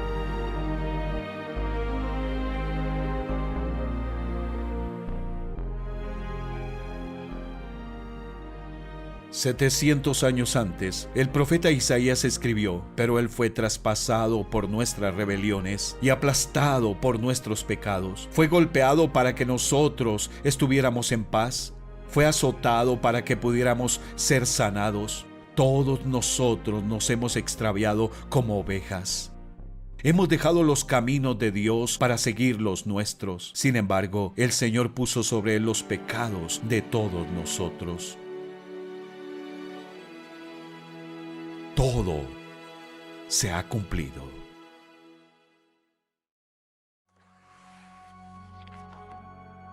Jesús de Nazaret estaba muerto. Para asegurarse, un soldado clavó su lanza en el costado de Jesús. Al instante le brotó sangre y agua.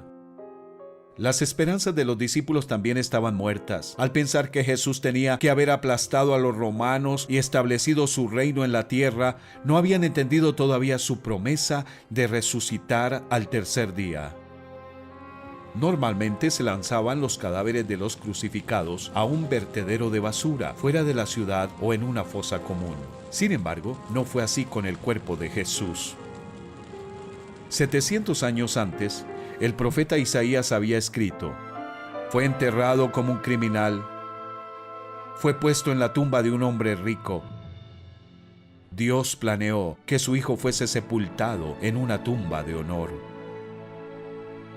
Al atardecer, llegó un hombre rico de Arimatea llamado José, que también se había convertido en discípulo de Jesús.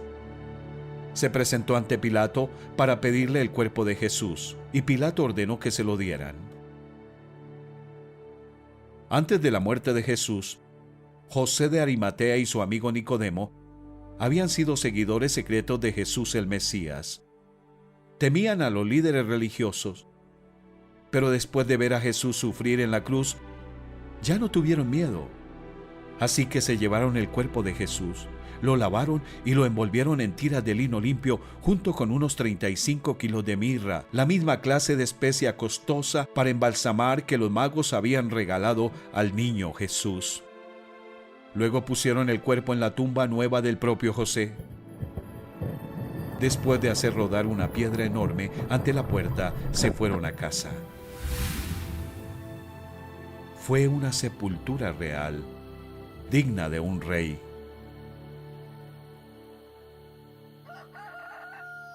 A la mañana siguiente, los líderes religiosos fueron a ver a Pilato. «Señor», le dijeron, «nosotros recordamos que mientras ese engañador aún vivía, dijo: a los 3 días resucitaré.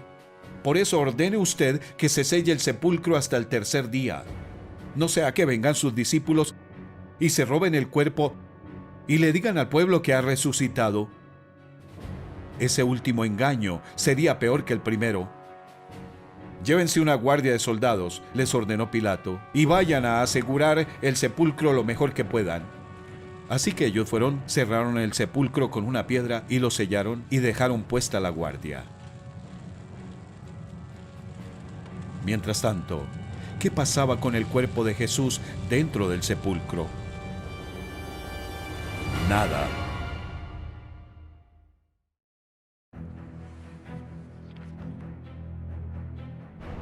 Desde el día que Adán pecó, había reinado la muerte como cruel soberano sobre la familia humana. Si Jesús hubiera pecado alguna vez, la muerte también habría hecho que su cuerpo empezara a descomponerse, heder y convertirse lentamente en polvo. Pero 1000 años antes, el profeta David había escrito: no permitirás que tu santo se pudra en la tumba. La muerte y la tumba no tenían poder sobre aquel que nunca pecó.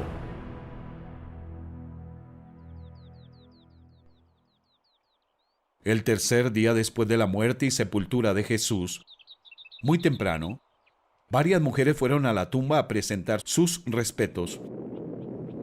De repente, con un gran terremoto, apareció un ángel del cielo, quitó la piedra y se sentó sobre ella. Los soldados se desmayaron, pero el ángel les dijo a las mujeres: no teman, sé que buscan a Jesús, el que fue crucificado. No está aquí, ha resucitado tal como dijo que sucedería. Vengan, vean el lugar donde estaba su cuerpo. Y ahora vayan rápidamente y cuéntenle a sus discípulos que ha resucitado. Las mujeres se fueron a toda prisa. Estaban asustadas, pero a la vez llenas de gran alegría, y se apresuraron para dar el mensaje del ángel a los discípulos. Mientras iban, Jesús les salió al encuentro y las saludó. Ellas corrieron hasta él, abrazaron sus pies y lo adoraron.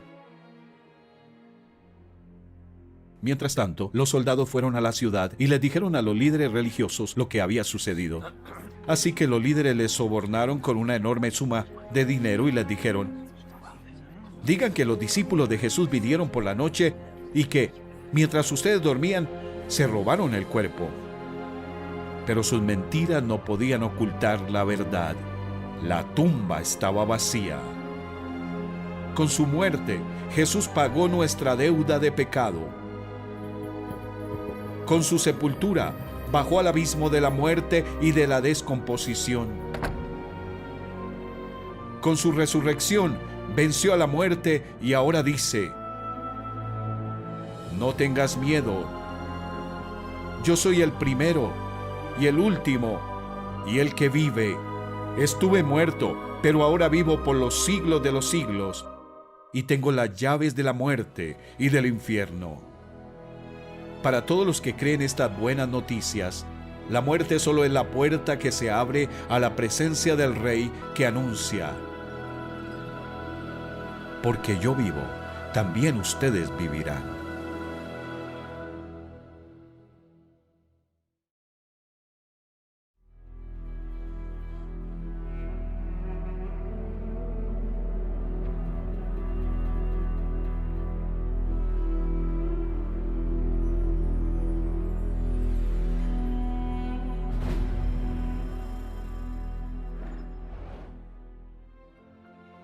El día de su resurrección, Jesús se apareció a muchos de sus discípulos, primero a las mujeres, luego a Pedro y después a 2 viajeros.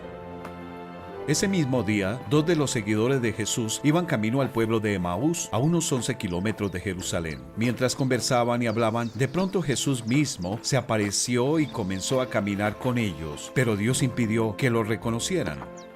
Él les preguntó: ¿de qué vienen discutiendo tan profundamente por el camino? Se detuvieron de golpe, con sus rostros cargados de tristeza.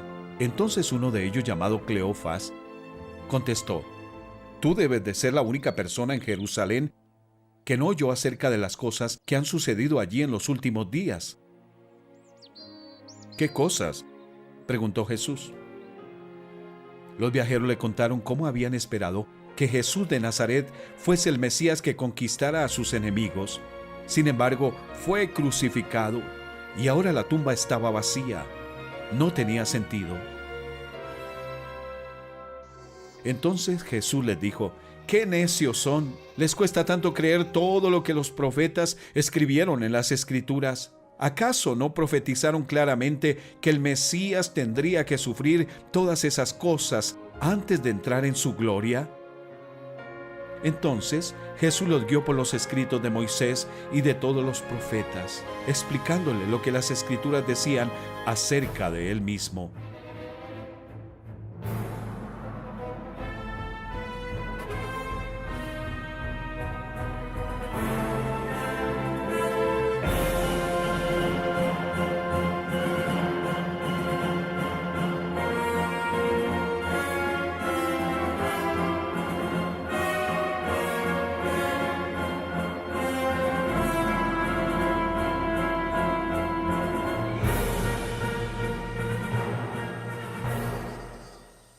Para entonces, ya estaban cerca de Maús y del final del viaje. Jesús hizo como que iba a seguir adelante, pero ellos le suplicaron: quédate con nosotros esta noche, ya que se está haciendo tarde. Entonces los acompañó. Al sentarse a comer, tomó el pan y lo bendijo. Luego lo partió y se lo dio a ellos. De pronto se les abrieron los ojos y lo reconocieron. Y en ese instante, Jesús desapareció. Entonces se dijeron el uno al otro: ¿no ardía nuestro corazón cuando nos hablaba en el camino y nos explicaba las Escrituras? Se levantaron de un salto y volvieron corriendo a Jerusalén para decirle a los discípulos: el Señor está vivo, es el Salvador prometido en las Escrituras, es el Cordero representado en los sacrificios, es el Señor. Por fin, el mensaje de los profetas tenía sentido, perfecto sentido.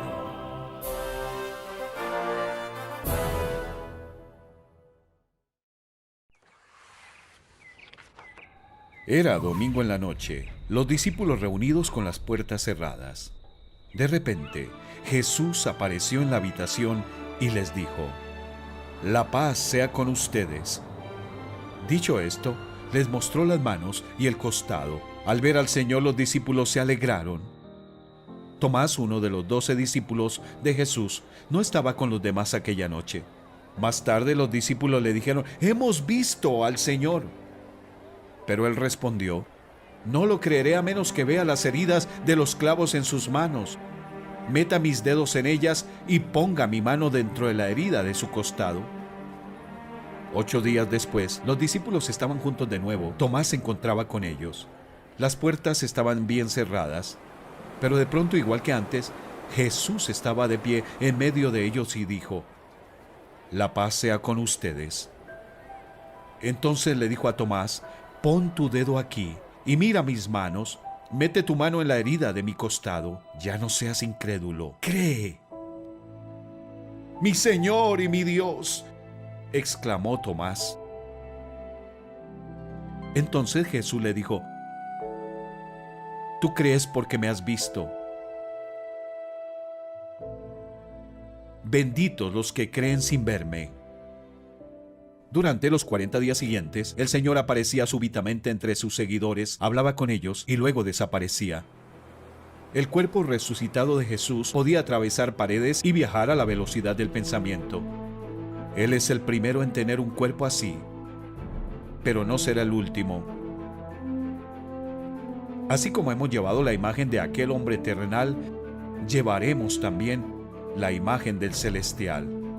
Ya que la muerte vino por medio de un hombre, también por medio de un hombre viene la resurrección de los muertos. Pues así como en Adán todos mueren, también en Cristo todos volverán a vivir.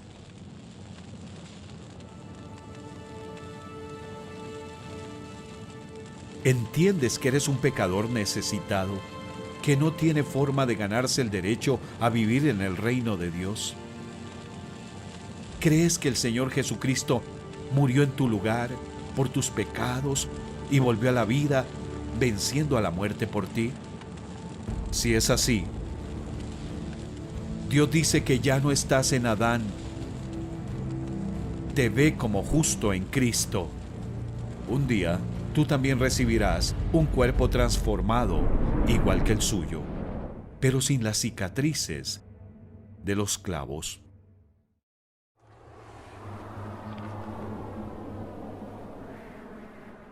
El dominio que Adán perdió ante Satanás había sido recuperado por Jesús, por su autoridad completa sobre el diablo y los demonios, el viento y las olas, la enfermedad y el hambre, el pecado y la muerte. Jesús demostró que Él estaba perfectamente al control. Incluso cuando los líderes religiosos y los soldados le arrestaron, torturaron y crucificaron, era Él quien permitió que lo hicieran. Por eso, antes de volver al hogar de su Padre, el Señor Jesús dijo a sus discípulos: «Se me ha dado toda autoridad en el cielo y en la tierra. Por tanto, vayan y hagan discípulos de todas las naciones, bautizándolos en el nombre del Padre y del Hijo y del Espíritu Santo, enseñándoles a obedecer todo lo que les he mandado a ustedes. y les aseguro que estaré con ustedes siempre hasta el fin del mundo. Jesús también les dijo a sus seguidores: este mandamiento nuevo les doy, que se amen los unos a los otros. Así como yo los he amado, también ustedes deben amarse los unos a los otros. De este modo todos sabrán que son mis discípulos si se aman los unos a los otros. 40 días después de su resurrección, Jesús reunió a sus discípulos en el Monte de los Olivos, a las afueras de Jerusalén. Los discípulos querían saber cuándo regresaría. No les toca a ustedes conocer la hora ni el momento determinados por la autoridad misma del Padre, les contestó Jesús. Pero cuando venga el Espíritu Santo sobre ustedes, recibirán poder y serán mis testigos, tanto en Jerusalén como en toda Judea y Samaria, y hasta los confines de la tierra. Habiendo dicho esto, mientras ellos lo miraban,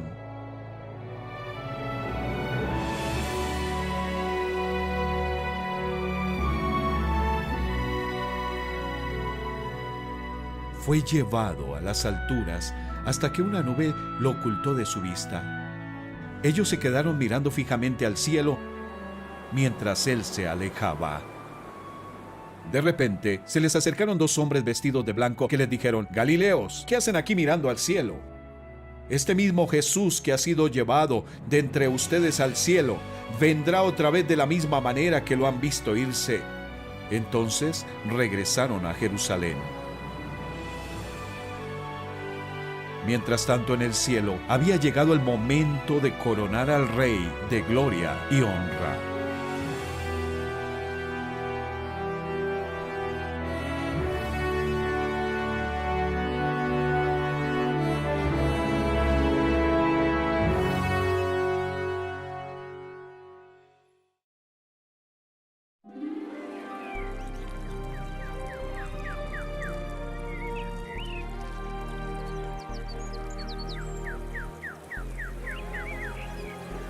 Imagina el esplendor, los colores, la música, la emoción. 100 millones de ángeles hablan entre ellos. El rey vuelve a casa, pero tendrá otro aspecto.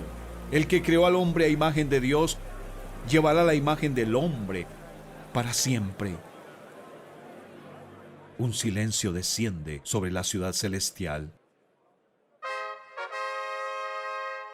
De repente se rompe el silencio con un coro majestuoso de trompetas, seguido de una proclamación atronadora: ábranse portones antiguos, ábranse puertas antiguas y dejen que entre el Rey de Gloria. ¿Quién es el Rey de Gloria? El Señor fuerte y poderoso, el Señor invencible en batalla. ¿Quién es el Rey de Gloria? El Señor de los ejércitos celestiales. Él es el Rey de Gloria. Las puertas se abren de par en par y entre los aplausos estruendosos del cielo entra el campeón, el Cordero, el Hijo del Hombre con cicatrices de guerra, Jesús.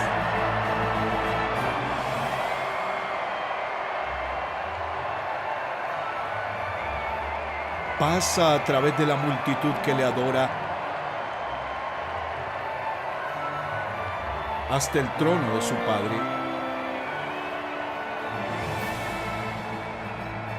Se gira, contempla la raza redimida de Adán y se sienta. Misión cumplida. Más tarde, los ciudadanos del cielo cantan este nuevo cántico a su amado Rey. Digno eres de recibir el rollo escrito y de romper sus sellos, porque fuiste sacrificado y con tu sangre compraste para Dios gente de toda raza, lengua, pueblo y nación. Luego los ángeles rodean el trono, alabando a Dios y diciendo: digno es el Cordero que ha sido sacrificado de recibir la honra, la gloria y la alabanza. En el mundo hoy, la mayoría de los descendientes de Adán siguen cautivos del reino condenado de Satanás, de pecado y de muerte. Pero hay libertad al alcance. Por su muerte, sepultura y resurrección, el Señor Jesús ganó la batalla definitiva.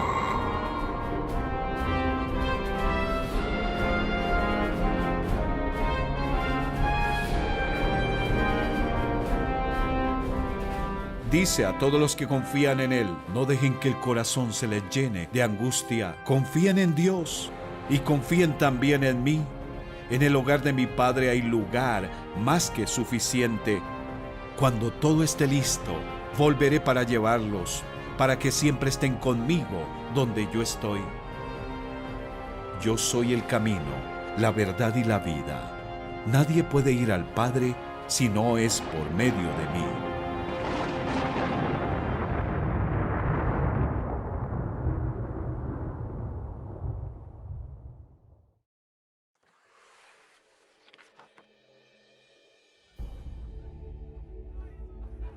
Un día de estos, cuando el mundo esté ocupado con sus pasatiempos banales y sus falsas religiones, el Rey de Gloria volverá a la tierra, pero no montado sobre un humilde burro, ni para que se burlen de él y le coronen con espinas. El Rey resucitado le dio un avance de ese día futuro a Juan. Vi el cielo abierto y apareció un caballo blanco. Su jinete se llama Fiel y Verdadero. Con justicia dicta sentencia y hace la guerra. Sus ojos resplandecen como llamas de fuego y muchas diademas ciñen su cabeza. Su nombre es el Verbo de Dios. Lo siguen los ejércitos del cielo, montados en caballos blancos y vestidos de lino fino, blanco y limpio. En su manto y sobre el muslo lleva escrito este nombre: Rey de Reyes y Señor de Señores.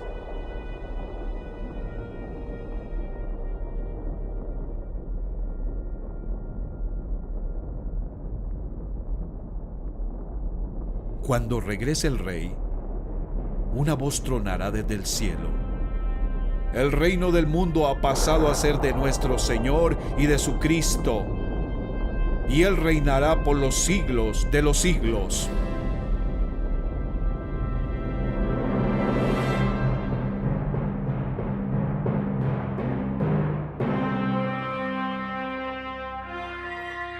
Los enemigos del Rey se derretirán ante Él.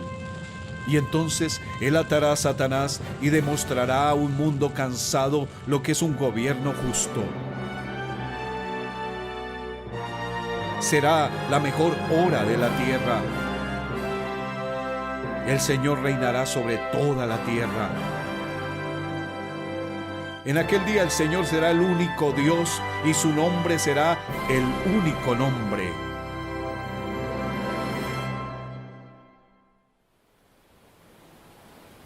En el día del juicio, el Señor Jesús será el juez. Se sentó sobre un trono ardiente, con ruedas en llamas, y un río de fuego brotaba de su presencia. Millones de ángeles le atendían, muchos millones se pusieron de pie para servirle. Entonces comenzó la sesión del tribunal y se abrieron los libros. Satanás y su reino de oscuridad serán arrojados al lago de fuego y azufre. Por fin, la cabeza de la serpiente será aplastada para siempre.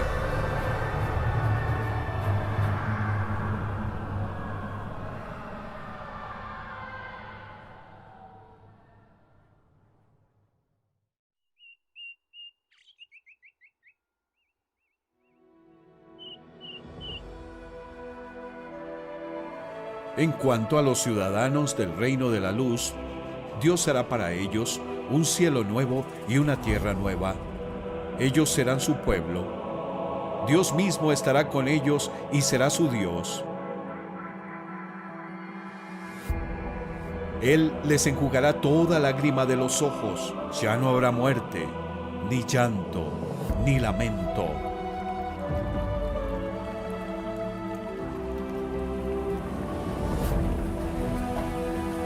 Por fin, la oración de todos los que aman a su Rey se cumplirá para siempre. venga tu reino. Hágase tu voluntad en la tierra como en el cielo. ¿Es esta tu oración?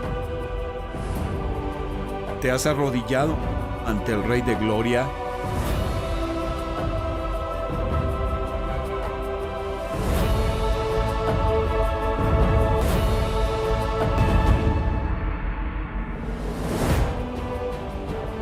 ¿Es Él tu Rey?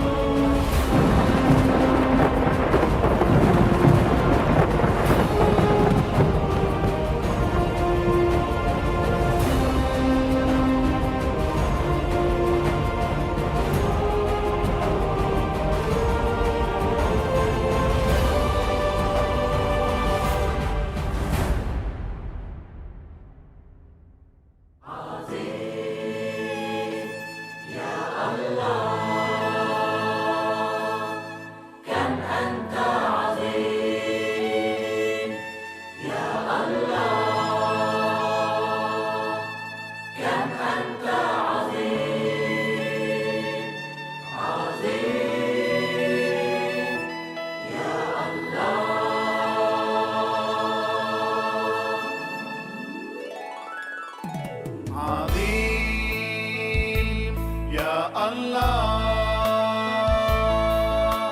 كم أنت عظيم يا الله كم أنت عظيم